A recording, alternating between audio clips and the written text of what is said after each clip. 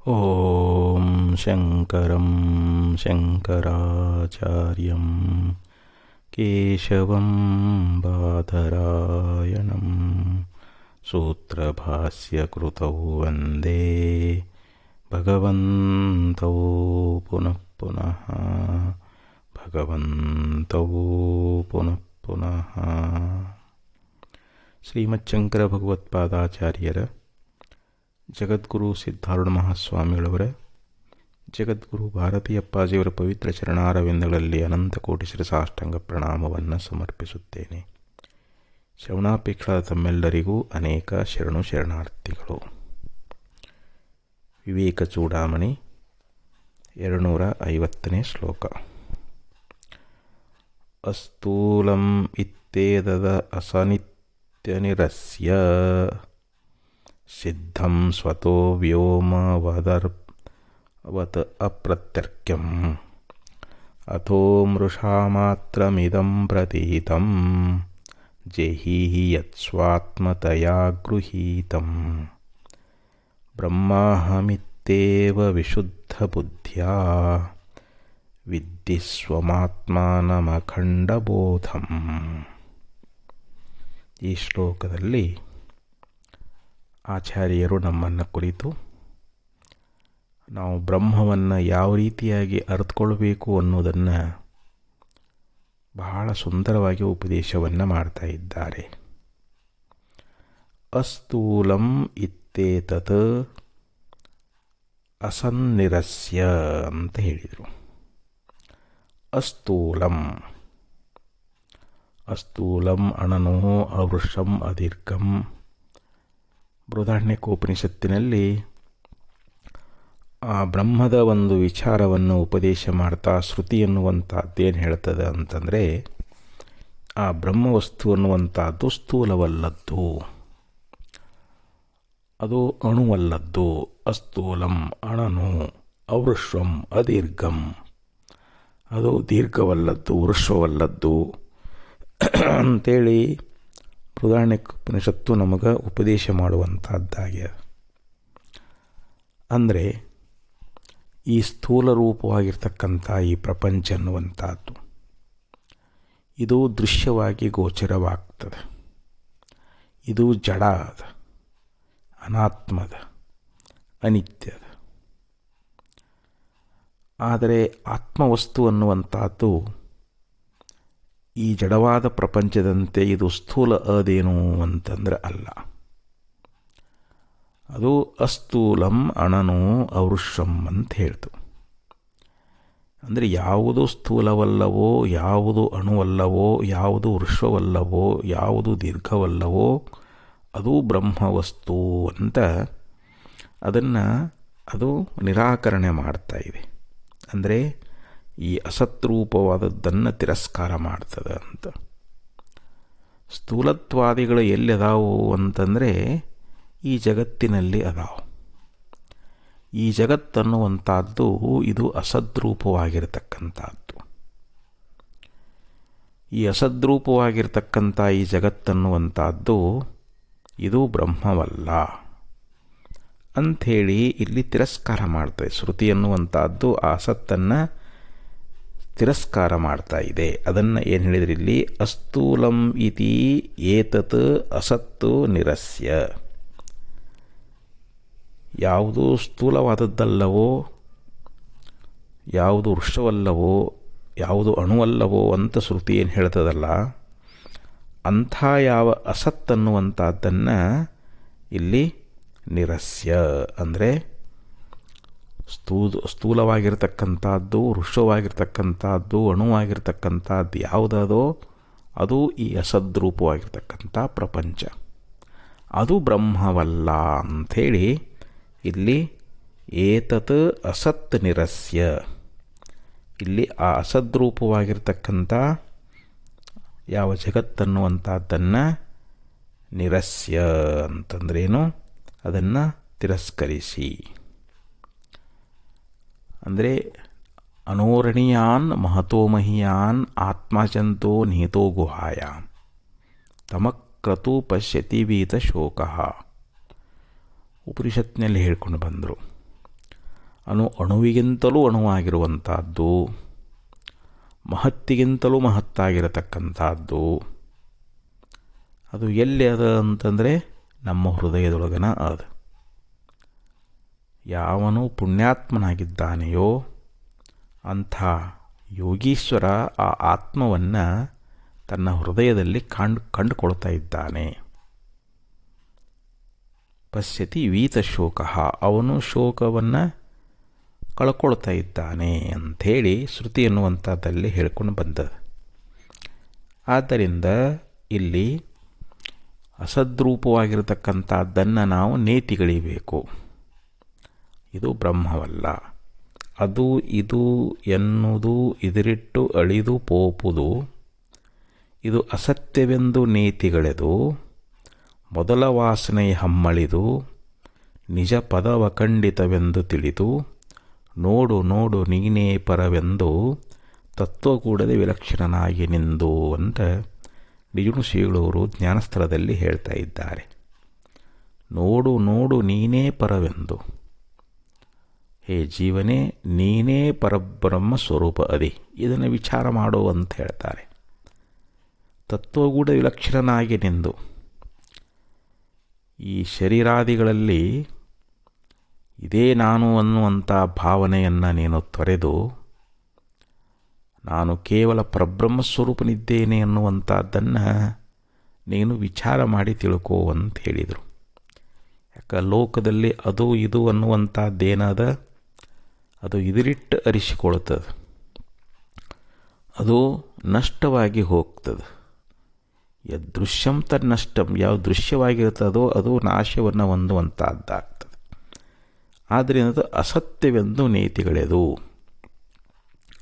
ಯಾವುದು ಇದರಿಟ್ಟು ತೋರ್ತದೋ ಇದು ಅಸತ್ಯ ಅಂತ ತಿಳ್ಕೊಂಡು ನಾವು ಅದನ್ನು ನೇತಿಗಳಿಬೇಕು ಅಂತ ಹೇಳಿದರು. ಮೊದಲ ವಾಸನೆಯ ಹಮ್ಮಳಿದು, ಏನು ನಮ್ಮ ಶರೀರದೊಳಗೆ ನಾನು ನಾನು ಅಂತೇನು ಹೇಳ್ತೇವಲ್ಲ, ನಮಗೆ ಎಚ್ಚರ ಆದ ಕೂಡಲೇ ಮೊದಲು ಬರೋದೇನೋ ನಾನು ಅಂತ ಹೇಳ್ತೀವಿ. ಅಂದರೆ ಇಲ್ಲಿ ಅಂತಃಕರಣ ವಿಶಿಷ್ಟವಾಗಿರ್ತಕ್ಕಂಥ ಅರಿವು, ಬುದ್ಧಿಯೊಳಗೆ ನಾನು ಅನ್ನೋ ತೋರ್ತದೆ. ಅಹಂಕಾರದಲ್ಲಿ ನಾನು ಅಂತೇವಿ, ಮನ ಇಂದ್ರಿಯಾದಿಗಳಲ್ಲಿ ನಾನು ಅಂತೇವಿ. ಇದು ಅಳಿಬೇಕು ಅಂತ ಹೇಳ್ತಾರೆ. ಯಾಕಂದರೆ ನಮ್ಮ ನಿಜ ಅನ್ನುವಂಥದ್ದು ಅದು ಅಖಂಡಿತವಾಗಿರತಕ್ಕಂಥದ್ದು, ಅದು ಸದ್ರೂಪ ಚಿದ್ರೂಪ ಆನಂದ ನಿತ್ಯ ಪರಿಪೂರ್ಣವಾಗಿರತಕ್ಕಂಥದ್ದು. ಅಂಥ ವಸ್ತುವನ್ನು ನಾವು ವಿಚಾರ ಮಾಡಿ ತಿಳ್ಕೊಂಡಿದ್ದಾದರೆ ಆವಾಗ ನೀನು ಕೇವಲ ಪರಬ್ರಹ್ಮ ಸ್ವರೂಪನೇ ಅದಿ ಎನ್ನುವಂಥ ಮಾತನ್ನು ನಿಜುಣಶೀಲವರು ಕೂಡ ಹೇಳ್ಕೊಂಡು ಬಂದಿದ್ದಾರೆ. ಅದಕ್ಕಂತ ಇದ್ದಾರೆ ಇಲ್ಲಿ ಮೊದಲು ಯಾವುದು ಸ್ಥೂಲವಾದದ್ದದೋ, ಯಾವುದು ಅಣುಸ್ವರೂಪ ಅದೋ, ಯಾವುದು ಹೃಶ್ವವದೋ, ಯಾವುದು ದೀರ್ಘದೋ ಅದು ಈ ಜಗತ್ತು.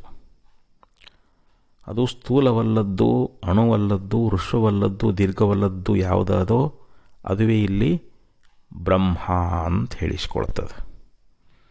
ಆದ್ದರಿಂದ ಇಲ್ಲಿ ಅಸದ್ರೂಪವಾಗಿರತಕ್ಕಂಥದ್ದನ್ನು ನಾವೇನು ಮಾಡಬೇಕು, ಅಸತ್ ಅನ್ನುವಂಥದ್ದನ್ನು ನಿರಸ್ಯ ಅಂದರೆ ಅದನ್ನು ತಿರಸ್ಕರಿಸಿ, ಅಂದರೆ ನೇತುಗಳೆದು ಅಂತ ಆ ಶ್ರುತಿ ಹೇಳಿದಂತೆ ಅದನ್ನು ತಿರಸ್ಕರಿಸಿ ಸಿದ್ಧಂ ಸ್ವತೋ ಯೋಮವದ ಅಪ್ರತ್ಯರ್ಕ್ಯಂ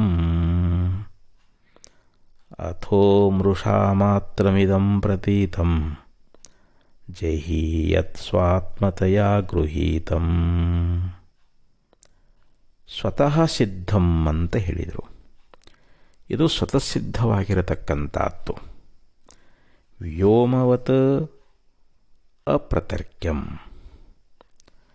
ಮತ್ತು ಈ ಬ್ರಹ್ಮವಸ್ತು ಅನ್ನುವಂಥದ್ದು ಹೇಗಿದೆ ಅಂತಂದರೆ ಇದು ಸ್ವತಃ ಸಿದ್ಧವಾಗಿರತಕ್ಕಂಥದ್ದು. ಇದು ಪಾರಮಾರ್ಥಿಕ ಸತ್ತಾ ಉಳ್ಳದ್ದು, ತ್ರಿಕಾಲದಲ್ಲಿ ಅಬಾಧಿತವಾಗಿರತಕ್ಕಂಥದ್ದು. ಸ್ವತಃ ಸಿದ್ಧವಾಗಿರ್ತಕ್ಕಂಥ ವಸ್ತು ಯಾವುದು ಅಂತಂದರೆ ಪರಬ್ರಹ್ಮ ವಸ್ತು. ಅದು ಆಕಾಶದಂತೆ ಹೇಗಿದೆ ಅಂತಂದರೆ ವ್ಯೋಮವತ್ ಅಪ್ರತರ್ಕ್ಯಂ. ಈ ಹೆಂಗೆ ನಾವು ಆಕಾಶವನ್ನು ಊಹಿಸಲಿಕ್ಕೆ ಬರುವುದಿಲ್ಲವೋ ಹಾಗೆ ಇದು ಬ್ರಹ್ಮವಸ್ತು ಆಕಾಶದಂತೆ ಇದು ಅಸಂಗವಾಗಿರುವಂತಹದ್ದು. ಆಕಾಶದಲ್ಲಿ ಎಷ್ಟೋ ಮೋಡಗಳು ಚಲಿಸ್ತವೆ, ಆದರೂ ಕೂಡ ಆಕಾಶಕ್ಕೇನಾದರೂ ದೋಷ ಆಗೈತೇನೋ, ಮಲಿನ ಆಗೈತೇನೋ ಅಂತಂದರೆ ಇಲ್ಲ. ಆಕಾಶ ಅದು ಶುಭ್ರವಾಗಿರ್ತಕ್ಕಂಥದ್ದು. ಹಾಗೆ ಇಲ್ಲಿ ಬ್ರಹ್ಮವಸ್ತು ಆಕಾಶದಂತೆ. ಅಪ್ರತ್ಯರ್ಕ್ಯಂ ಅಂತಂದ್ರೇನು? ಅದನ್ನು ಊಹಿಸಲಿಕ್ಕೆ ಅಸಾಧ್ಯವಾಗಿರತಕ್ಕಂಥದ್ದು. ಯಾಕಂದರೆ ಯಥೋ ವಾಚೋ ನಿವರ್ತಂತೆ ಅಪ್ರಾಪ್ಯ ಮನಸಾ ಸಹ. ಮನಸ್ಸು ವಾಣಿಗಳೂ ಕೂಡ ಆ ಬ್ರಹ್ಮವಸ್ತುವನ್ನು ಅರಿಲಿಕ್ಕೆ ಹೋಗಿ ಅವು ವಾಪಸ್ ಬಂದವು. ಮನಸ್ಸಿಗೂ ವಾಣಿಗೂ ಅದು ಅಗೋಚರವಾಗಿರತಕ್ಕಂಥದ್ದು. ಮಾತು ಮನಗಳಿಂದ ಅತ್ತತ್ತ ಮೀರಿದ ಅಂತ ಹೇಳ್ತಾರೆ. ಅದನ್ನು ಹೀಗೆ ಇದೆ ಅಂಥೇಳಿ ಅದನ್ನು ನಾವು ಊಹಿಸಲಿಕ್ಕೆ ಬರ್ತದೇನು ಅಂತಂದರೆ ಅದು ಊಹಾ ಮಾಡಿ ತಿಳ್ಕೊಳ್ಳಿಕ್ಕೆ ಬರುವಂಥದ್ದಲ್ಲ. ಆ ಬ್ರಹ್ಮವಸ್ತು ಏನದದು, ಪರಮಾತ್ಮ ವಸ್ತು ಅನ್ನುವಂಥದ್ದು, ಅದನ್ನು ನಾವು ಊಹಾ ಮಾಡಿ ತಿಳ್ಕೊಳ್ಳಿಕ್ಕೆ, ಅಂದರೆ ಯಾವುದು ಮನಸ್ಸಿಗೆ ಗೋಚರ ಆಗ್ತದೋ, ಯಾವುದು ಮನಸ್ಸಿನಿಂದ ತಿಳಿಯಲ್ಪಡ್ತದೋ ಆ ವಸ್ತು ದೃಶ್ಯ ರೂಪವಾಗಿರ್ತದೆ. ಆ ವಸ್ತು ಅದು ಪರಿಚ್ಛಿನ್ನ ಇರ್ತದೆ. ಯಾವುದು ಪರಿಚ್ಛಿನ್ನ ಇರ್ತದೆ ಅದು ನಾಶವನ್ನು ಹೊಂದುತ್ತದೆ. ಹಾಗೆ ಇಲ್ಲಿ ಆತ್ಮವಸ್ತು ಅನ್ನುವಂಥದ್ದು ನಾವು ಅದನ್ನು ಮನಸ್ಸಿನಿಂದ ತಿಳಿಲಿಕ್ಕೆ ಬರುವುದಿಲ್ಲವಾದ್ದರಿಂದ ಅದನ್ನು ಅಪ್ರತರ್ಕ್ಯಂ ಅಂತ ಕರೀತಾ ಇದ್ದಾರೆ. ಅದು ಆಕಾಶದಂತೆ ಅಸಂಗವಾಗಿರ್ತಕ್ಕಂಥದ್ದು. ವ್ಯೋಮವತ್. ವ್ಯೋಮ ಅಂದರೆ ಆಕಾಶ ಹೆಂಗೆ ಎಲ್ಲ ಕಡೆಯಲ್ಲಿ ಪರಿಪೂರ್ಣವಾಗಿ ತುಂಬಿಕೊಂಡು ಆಕಾಶ ಎಲ್ಲದಕ್ಕೂ ಹೆಂಗೆ ಅಂಟಿಕೊಳ್ಳಾರ್ದಂಗೆ ಅದು ಅಸಂಗವಾಗಿರ್ತಕ್ಕಂಥದ್ದು ಅದು. ಹಾಗೆ ಈ ಬ್ರಹ್ಮವಸ್ತು ಅನ್ನುವಂಥದ್ದು ಕೂಡ ಅದು ಅಪ್ರತರ್ಕ್ಯಂ, ಅದನ್ನು ಊಹಿಸಲಿಕ್ಕೆ ಬರೋದಿಲ್ಲ. ಅಂಥ ಒಂದು ಬ್ರಹ್ಮವನ್ನು, ಆ ಆತ್ಮವನ್ನು ನಾವು ಸಾಕ್ಷಾತ್ಕಾರ ಮಾಡಿಕೊಳ್ಳಬೇಕು ಅಂತ ಹೇಳ್ತಾ ಇದ್ದಾರೆ. ಅಂಥ ಆತ್ಮತತ್ವವನ್ನು ನಾವು ಸಾಕ್ಷಾತ್ಕಾರ ಮಾಡಿಕೊಳ್ಬೇಕಾಗ್ಯದ. ಅಥೋ ಮೃಷಾ ಮಾತ್ರಮಿದಂ ಪ್ರತೀತಂ. ಮತ್ತು ಅತಃ ಆದ್ದರಿಂದ ಪ್ರತೀತಂ ಮೃಷಾ ಮಾತ್ರಂ, ಯಾವುದೂ ತೋರ್ತಾ ಇದೆಯೋ ಅದು ಕೇವಲ ಮಿಥ್ಯಾಸ್ವರೂಪ. ಯದೃಶ್ಯಂ ತನ್ನಷ್ಟಮೆಂದಂತೆ ಯಾವುದು ದೃಶ್ಯರೂಪವಾಗಿ ತೋರ್ತದೋ ಆ ತೋರುವಂಥದ್ದೇನದ ಅಂತಂದರೆ ಅದು ಕೇವಲ ಮಿಥ್ಯಾಸ್ವರೂಪವಾಗಿರತಕ್ಕಂಥದ್ದು. ಈಗ ದೃಶ್ಯರೂಪವಾಗಿ ನಾಮರೂಪ ಜಗತ್ತನ್ನು ನಾವು ನೋಡ್ತಾ ಇದ್ದೀವಿ. ಈ ಜಗತ್ತನ್ನುವಂಥದ್ದು ಇದು ಸತ್ಯ ಏನು ಅಂತ ವಿಚಾರ ಮಾಡಿದರೆ ಇಲ್ಲ, ಇದು ಮಿಥ್ಯಾರೂಪವಾಗಿರತಕ್ಕಂಥದ್ದು. ಈ ಜಗತ್ತು ಇದು ತೋರುವುದರಿಂದಲೇ ನಾವು ಇದನ್ನು ಮಿಥ್ಯಾ ಅಂತ ಹೇಳ್ತಾ ಇದ್ದೀವಿ.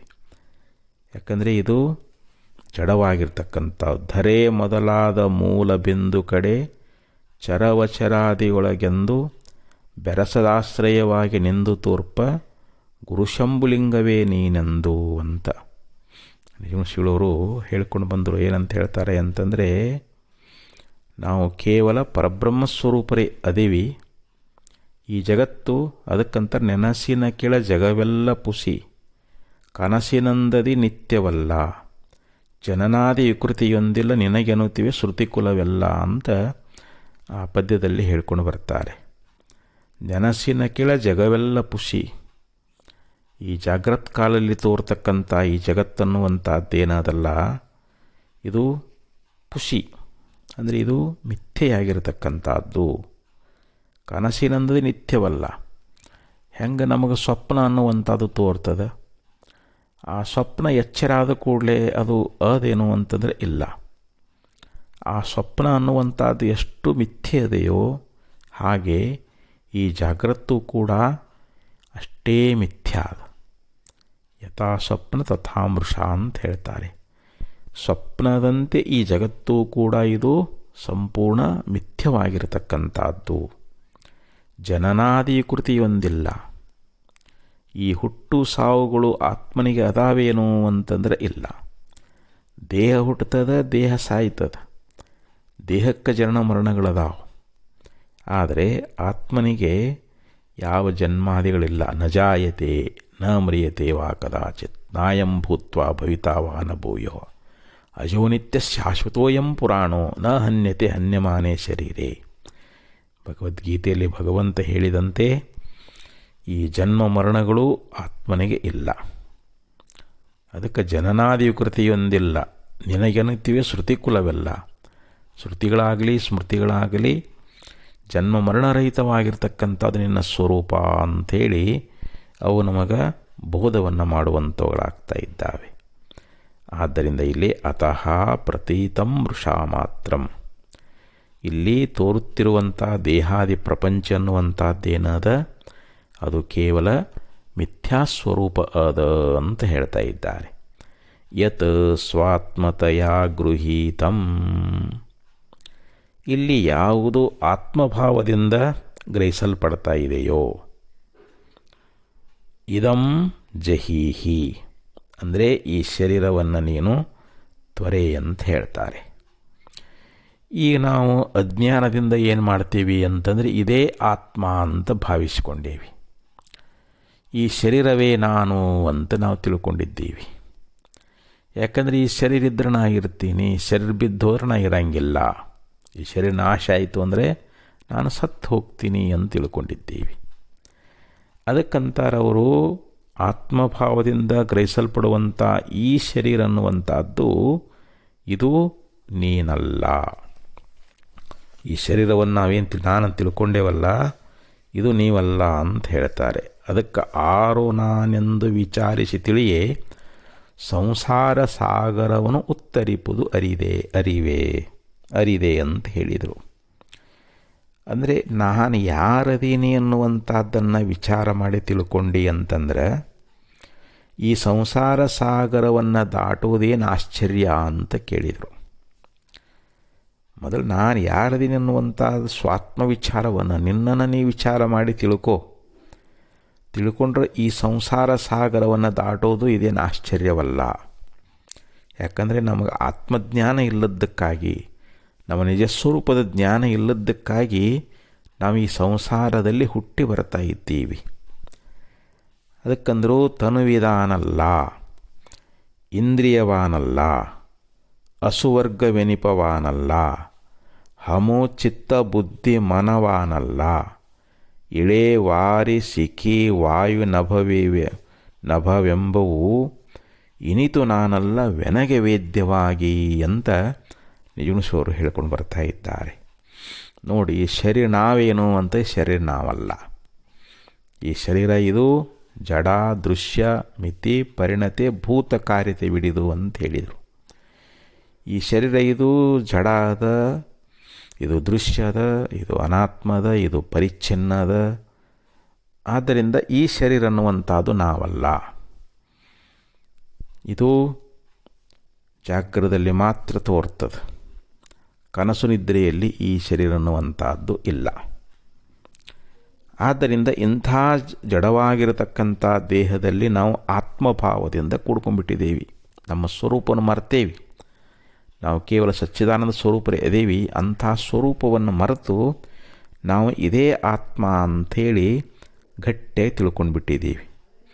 ಅದಕ್ಕೆ ಇಂಥ ಒಂದು ಈ ಶರೀರ ಅನ್ನುವಂಥದ್ದು ಇದಮ್ಮ ಅಂತಂದ್ರೆ ಏನು, ಈ ಶರೀರ ಅನ್ನುವಂಥದ್ದನ್ನು ಜಹೀಹಿ ತ್ವರೆ ಅಂದರೆ ಶರೀರವನ್ನು ಬಿಡುವಂತಂದ್ರೇನು, ಶರೀರದ ಮೇಲಿರ್ತಕ್ಕಂಥ ಆತ್ಮಭಾವನೆ ಬಿಡು ಅಂತ ಹೇಳ್ತಾರೆ. ಈ ಶರೀರವನ್ನೇ ನಾವು ಇದೇ ನಾನಂತ ತಿಳ್ಕೊಂಡೇವಲ್ಲ, ಅದನ್ನು ಬಿಡು ಅಂತ ಹೇಳಿದರು. ಯಾಕಂದರೆ ಈ ಶರೀರ ಆಗಲಿ, ಇಂದ್ರಿಯಗಳಾಗಲಿ, ಪ್ರಾಣವರ್ಗಗಳಾಗಲಿ, ಇಲ್ಲಿ ಮನಸ್ಸು, ಬುದ್ಧಿ, ಚಿತ್ತು, ಅಹಂಕಾರ ಆಗಲಿ, ಇವು ಯಾವೂ ನಾವಲ್ಲ. ಇವುಗಳಿಗೆ ಕಾರಣವಾಗಿರ್ತಕ್ಕಂಥ ಈ ಪಂಚಮಹಾಭೂತಗಳು, ಭೂಮಿ, ಜಲ, ಅಗ್ನಿ, ವಾಯು, ಆಕಾಶ, ಇವು ಯಾವೂ ಕೂಡ ನಾವಲ್ಲ. ಯಾಕಂದರೆ ಇವು ನಮ್ಮಿಂದ ಅರಿಸಿಕೊಳ್ತಾವೆ. ಆತ್ಮನಿಂದ ಇವು ಅರಿಸಿಕೊಳ್ಳುವುದರಿಂದ ಈ ಪಾಂಚಭೌತಿಕವಾಗಿರ್ತಕ್ಕಂಥ ಈ ಶರೀರ ಅನ್ನುವಂಥದ್ದು ನಾನಲ್ಲ ಅಂತ ನಿಶ್ಚಯ ಮಾಡ್ಕೊಂಡ್ಬಿಡು. ಈ ಶರೀರ ನಾನಲ್ಲ, ಇದನ್ನು ಇದಿರಿಟ್ಟು ಅರಿತಕ್ಕಂಥ, ಇದನ್ನು ಯಾವನು ಅರಿತಾ ಇದ್ದ ದ್ರಷ್ಟಾರೂಪವಾಗಿ ಯಾವನು ಅರಿತಾನೋ ಅಂಥ ಅರುಸ್ವರೂಪನೇ ನಾನು, ಅಂಥ ಪರಮಾತ್ಮನೇ ನಾನು ಅಂಥೇಳಿ ಇಂಥ ಜ್ಞಾನವನ್ನು ಮಾಡ್ಕೋ ಅಂಥೇಳಿ ನಮಗೆ ಆಚಾರ್ಯ ಹೇಳ್ತಾ ಇದ್ದಾರೆ.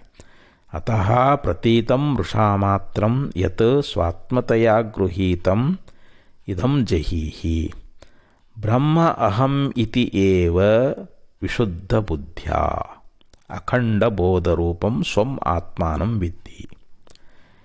ಮತ್ತೆ ಹೇಳ್ತಾರೆ ನೋಡಿ, ಅಹಂ ಬ್ರಹ್ಮ ಅಹಂ ಇತಿ ಏವ, ನಾನು ಬ್ರಹ್ಮವೇ ಇದ್ದೇನೆ ಅಂಥೇಳಿ ನಿನ್ನ ವಿಶುದ್ಧವಾದ ಬುದ್ಧಿಯಿಂದ ತಿಳ್ಕೋ ಅಂತ ಹೇಳಿದರು. ನೋಡಿ, ನಮ್ಮ ಮಲಿನವಾದ ಬುದ್ಧಿಗೆ ಆ ಬ್ರಹ್ಮವನ್ನು ಅರಿತುಕೊಳ್ಳಿಕ್ಕೆ ಆಗುವುದಿಲ್ಲ. ಆ ಬ್ರಹ್ಮವೇ ನಾನಿದ್ದೇನೆ ಅನ್ನುವಂಥ ಜ್ಞಾನ ನಮಗೆ ಆಗಬೇಕಾಗಿತ್ತು ಅಂತಂದರೆ ನಮ್ಮ ಬುದ್ಧಿಯನ್ನು ನಾವು ಶುದ್ಧಿ ಮಾಡಿಕೊಳ್ಬೇಕು ಅಂತ ಹೇಳ್ತಾರೆ. ವಿಶುದ್ಧವಾದ ಬುದ್ಧಿ ಅಂತ ಹೇಳಿದರು. ವಿಶುದ್ಧವಾದ ಬುದ್ಧಿ ಅಂತಂದರೆ ಏನು? ಬುದ್ಧಿಯಲ್ಲಿರ್ತಕ್ಕಂಥ ಎಲ್ಲ ಕಲ್ಮಶಗಳು ಹೋಗಬೇಕು. ಜನ್ಮ ಜನ್ಮಾಂತರದಲ್ಲಿ ಮಾಡಿಕೊಂಡು ಬಂದಿರತಕ್ಕಂಥ ಅನೇಕ ಪಾಪ ಸಂಸ್ಕಾರ ನಮ್ಮ ಬುದ್ಧಿಯೊಳಗದಾವು. ಮತ್ತು ಈ ಬುದ್ಧಿಯೊಳಗೆ ಅನೇಕ ದುರ್ಗುಣಗಳದಾವು. ಅವೆಲ್ಲ ತೊಲಗಬೇಕು. ನಮ್ಮ ಮೋಹ ಮಮಕಾರಗಳು ಅಳಿಬೇಕು. ನಮ್ಮ ಬುದ್ಧಿಯಲ್ಲಿರ್ತಕ್ಕಂಥ ಕಾಮಕ್ರೋಧಾದಿಗಳು ಅಳಿಬೇಕು. ಆವಾಗ ನಮ್ಮ ಬುದ್ಧಿ ಅನ್ನುವಂಥದ್ದು ಪರಿಶುದ್ಧ ಆಗ್ತದೆ.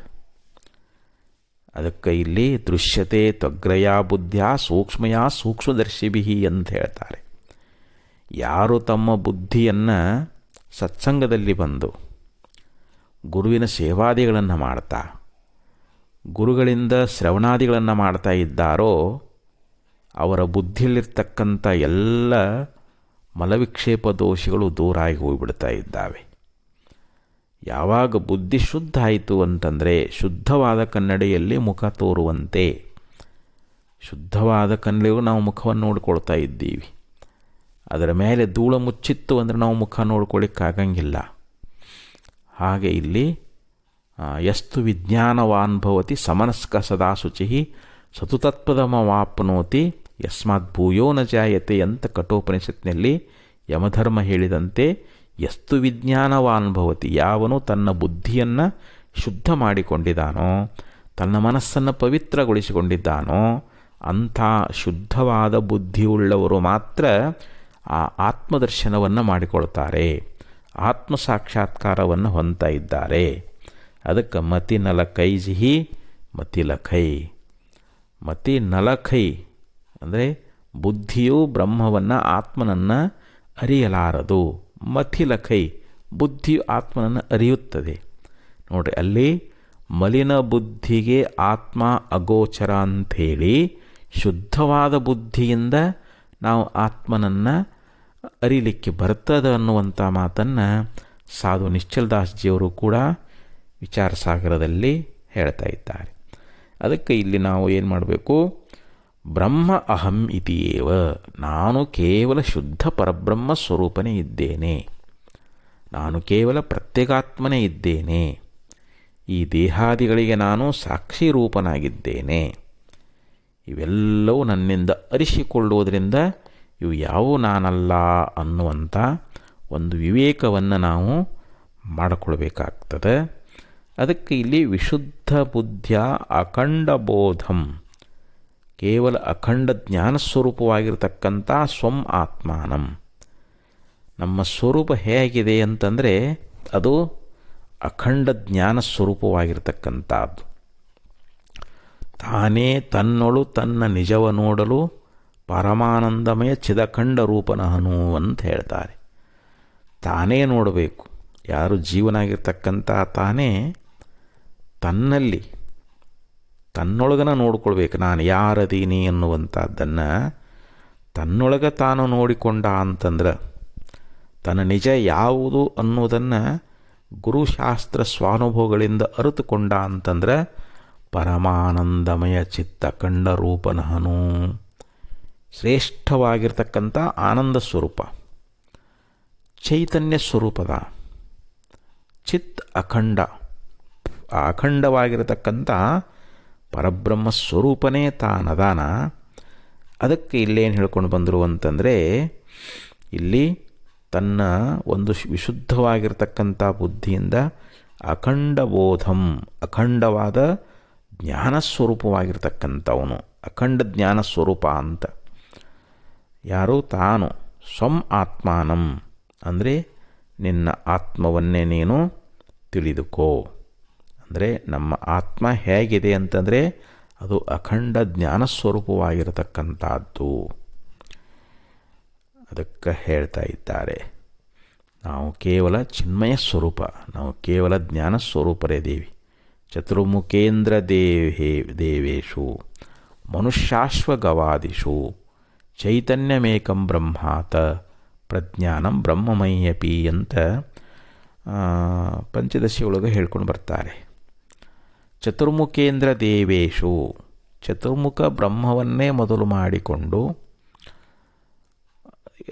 33 ದೇವೇಂದ್ರ ಆಗಲಿ, 33 ಕೋಟಿ ದೇವತೆಗಳಾಗಲಿ, ಮನುಷ್ಯರಾಗಲಿ, ಕುದುರೆಗಳಾಗಲಿ ಮತ್ತು ಆಕಳುಗಳಾಗಲಿ, ಎಲ್ಲ ಜೀವರಾಶಿಗಳಲ್ಲಿ 84 ಲಕ್ಷ ಜೀವರಾಶಿಗಳಂತ ಕರಿತೇವಲ್ಲ, ಪ್ರತಿಯೊಂದು ದೇಹಗಳಲ್ಲಿ ಯಾವೊಂದು ಜ್ಞಾನ ಚೈತನ್ಯ ಅನ್ನುವಂಥದ್ದು, ಚೈತನ್ಯಮೇಕಂ, ಒಂದು ಶುದ್ಧವಾಗಿರತಕ್ಕಂಥ ಚೈತನ್ಯವೇ ಚತುರ್ಮುಖ ಬ್ರಹ್ಮನನ್ನೇ ಮೊದಲು ಮಾಡಿಕೊಂಡು ಮನುಷ್ಯಾಶ್ವಗವಾದಿಸು ಅಂತ ಹೇಳಿದರು.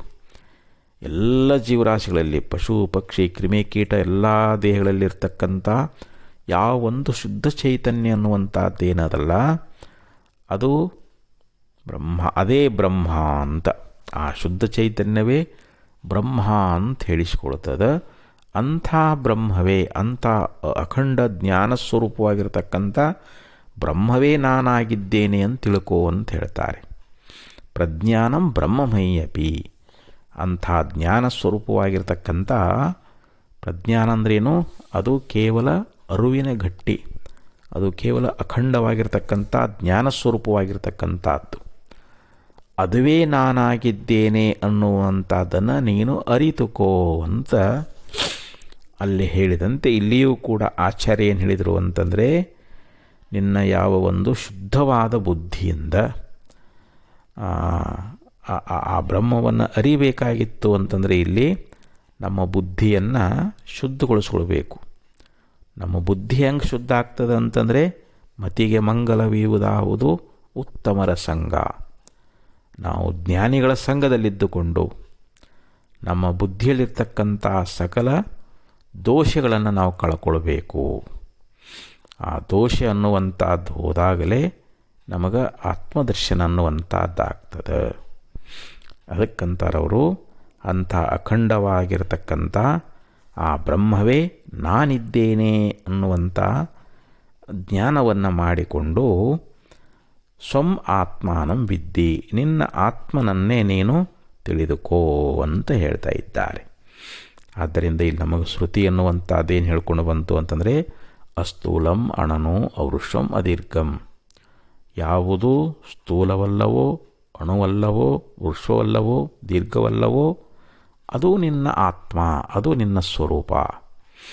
ಹೀಗೆ ಹೇಳುವುದರಿಂದ ಈ ಸ್ಥೂಲವಾಗಿರ್ತಕ್ಕಂಥದ್ದು, ಅಣುಸ್ವರೂಪವಾಗಿರ್ತಕ್ಕಂಥದ್ದು, ವೃಶ್ವ ದೀರ್ಘವಾಗಿರ್ತಕ್ಕಂಥ ಈ ಪ್ರಪಂಚ ಅನ್ನುವಂಥದ್ದು ಇದು ಆತ್ಮವಲ್ಲ ಅಂತ ನೀತಿಗಳದಂಗಾಯಿತು. ಅಂದರೆ ಅಲ್ಲಿ ಅದನ್ನು ಅಸದ್ರೂಪವಾಗಿರ್ತಕ್ಕಂಥ ಈ ನಾಮರೂಪ ಪ್ರಪಂಚವನ್ನು ತಿರಸ್ಕಾರ ಮಾಡಿದಂಗಾಯಿತು. ಅದನ್ನು ನೀತಿಗಳದು ಇದು ಅಲ್ಲ, ಇದು ನೀನಲ್ಲ ಅಂಥೇಳಿ ಈ ಪ್ರಕಾರವಾಗಿ ಶ್ರುತಿ ಎನ್ನುವಂಥದ್ದು ನೇತ್ಯಾತ್ಮಕ ಉಪದೇಶ ಮೂಲಕವಾಗಿ ನಮಗೆ ಸ್ವತಃ ಸಿದ್ಧವಾಗಿರ್ತಕ್ಕಂಥದ್ದು. ಈ ಬ್ರಹ್ಮ ಇದು ಸ್ವತಃ ಸಿದ್ಧ, ಇದು ತ್ರಿಕಾಲಬಾಧಿತವಾಗಿರ್ತಕ್ಕಂಥದ್ದು. ಇಂಥ ಯಾವ ಒಂದು ಬ್ರಹ್ಮ ಅನ್ನುವಂಥದ್ದು ಅದು ಆಕಾಶದಂತೆ ಅಸಂಗವಾಗಿರ್ತಕ್ಕಂಥದ್ದು. ನಮ್ಮ ಆತ್ಮಸ್ವರೂಪ ಹೆಂಗದ, ಆಕಾಶ ಹೆಂಗಿದೆಯೋ ಹಾಗೆ ಅಸಂಗದ. ಅಸಂಗೋಯಂ ಪುರುಷ, ಈ ಶರೀರದಲ್ಲಿರ್ತಕ್ಕಂಥ ಪುರುಷ ಆತ್ಮ ಏನದನಲ್ಲ ಅವನು ಅಸಂಗನೇ ಇದ್ದಾನೆ ಅಂತೇಳಿ ಶ್ರುತಿ ನಮಗೆ ಬೋಧ ಮಾಡ್ತದೆ. ಅದು ಮನೋವಾಣಿಗಳಿಗೆ ಅಗೋಚರವಾಗಿರ್ತಕ್ಕಂಥದ್ದು. ಅಂಥ ಆತ್ಮವನ್ನು ನಾವು ಸಾಕ್ಷಾತ್ಕಾರ ಮಾಡಿಕೊಳ್ಬೇಕಾಗ್ಯದ. ಆದ್ದರಿಂದ ಇಲ್ಲಿ ನಮ್ಮ ಎದುರಿಗೆ ಕಂಡು ಬರತಕ್ಕಂಥ, ನಮ್ಮ ಕಣ್ಣಿಗೆ ಕಾಣಿಸ್ತಕ್ಕಂಥ ಈ ಯಾವ ಪ್ರಪಂಚ ಅನ್ನುವಂಥದ್ದೇನದಲ್ಲ ಇದು ಮಿಥ್ಯಾರೂಪ ಅಂತ ನಾವು ತಿಳ್ಕೊಳ್ಬೇಕು. ಮತ್ತು ಈ ಶರೀರದೊಳಗೆ ನಾವೇನು ಆತ್ಮಭಾವನೆಯನ್ನು ಮಾಡಿದ್ದೇವಲ್ಲ, ತೋರಿ ಬರ್ತಿರೋಂಥ ಈ ಮಿಥ್ಯಾಸ್ವರೂಪವಾಗಿರ್ತಕ್ಕಂಥ ಮತ್ತು ಆತ್ಮಭಾವದಿಂದ ಗ್ರಹಿಸಲ್ಪಡುವಂಥ ಈ ಶರೀರದ ಮೇಲೆ ಅಭಿಮಾನ ಬಿಡು. ಇದು ನಾನಲ್ಲ, ಇದು ದೃಶ್ಯ ಅಂಥೇಳಿ ಇದನ್ನು ನೇತಿಗಳೆದು ನಾನು ಕೇವಲ ಶುದ್ಧ ಬ್ರಹ್ಮವೇ ಇದ್ದೀನಿ ಅನ್ನುವಂಥ ಒಂದು ಅಖಂಡ ಜ್ಞಾನವನ್ನೇ ಮಾಡಿಕೊಂಡಿ ಅಂತಂದರೆ ಆವಾಗ ನಿನಗೆ ಸ್ವರೂಪದ ಸಾಕ್ಷಾತ್ಕಾರ, ಸ್ವರೂಪ ದರ್ಶನ ಅನ್ನುವಂಥ ನಿನಗುಂಟಾಗ್ತದೆ ಅಂಥೇಳಿ ಈ ಶ್ಲೋಕದಲ್ಲಿ ಆಚಾರ್ಯ ಬಹು ಸುಂದರ ಉಪದೇಶ ಮಾಡ್ಕೊಂಡು ಬಂದಿದ್ದಾರೆ. ಮತ್ತು ಮುಂದಿನ ಶ್ಲೋಕವನ್ನು ನಾಳೆ ವಿಚಾರ ಮಾಡೋಣ ಅಂತ ಹೇಳ್ತಾ ಈ 4 ಸದ್ಗುಣಗಳನ್ನು ಕಲ್ಪಿಸಿ ವಿರಮಿಸ್ತಾ ಇದ್ದೇನೆ. ಓಂ ತತ್ಸತ್.